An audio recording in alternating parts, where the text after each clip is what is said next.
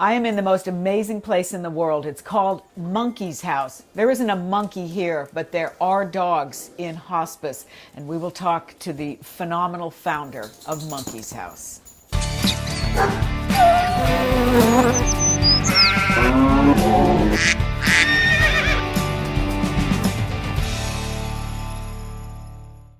Hi, everybody. I'm Carol Erickson, and this is a very special Ask the Pet Vet. I have Michelle Allen here. She's not a vet, but boy, do you ever work with a lot of vet issues because of Monkey's House. Tell me where we are with these great beds and some of these phenomenal dogs you have. Thank you, Carol.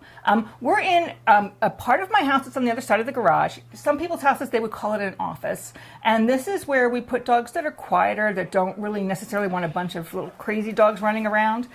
Dogs that have troubles walking around sometimes do better on this floor. All right. Tell me what Monkey's House is, because this is basically a hospice for dogs. Exactly. We're a hospice and sanctuary.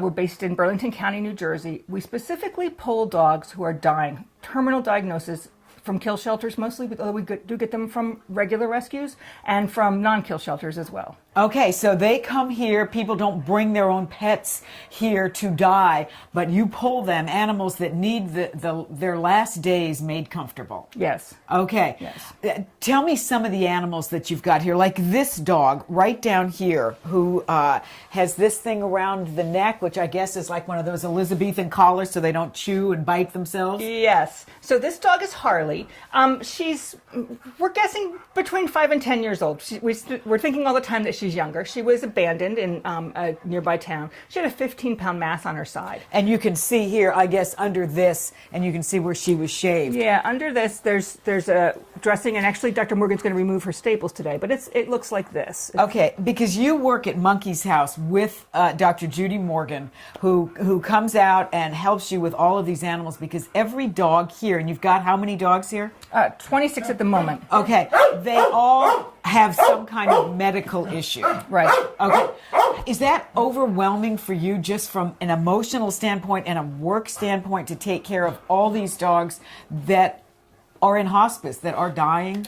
I manage my emotions. From a work standpoint, sometimes it's 20 hours a day. It is 7 days a week. I was a critical care nurse. I have a very extensive medical background, and I fostered a lot of sick and dying dogs prior to this. So I kind of slipped into the role pretty easily. Okay, let's move into this other room, because then in this one we got cribs and beds, and if a dog can jump up on something, it'll jump up on something. But like the dog that we see right here on this mat, beautiful, beautiful dog.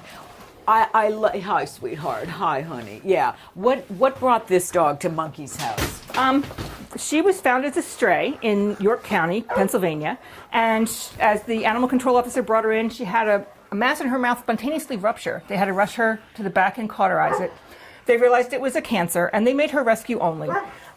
There was no rescue interest, and that shelter was very nice in working with us until we could find a foster home. They actually released her on a day when there wasn't the regular hours. They really worked with us to get her out. Okay, so who's in this section of the house? Because I want to move into the other section of the house too. So who do you put here with, obviously some of the bigger dogs are here. Some of the bigger dogs are here. There's bigger dogs on the other side as well. But dogs that have a little bit of mobility issues, like Maggie right now, we just tried this morning. She is having some troubles moving around, and we're seeing if this floor is giving her a better grip. But this is where the quieter dogs go. There's a lot of small dogs in the house that are kind of squeaky and yappy. We're going to go check some of them out. So come on, Michelle.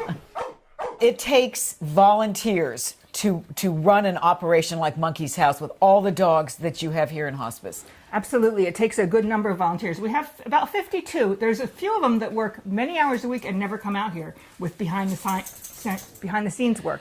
But we have people that come out, walk the dogs, bathe the dogs, love the dogs, feed the dogs. I'm just loving this. Now, the dogs that are in here, again, you also, you pulled from shelters, dogs literally on their last legs. Yeah, so it's overwhelming for regular rescues to pull dogs that aren't going to be adoptable. The expense is very difficult. So we do try to aim for those ones whenever we have room.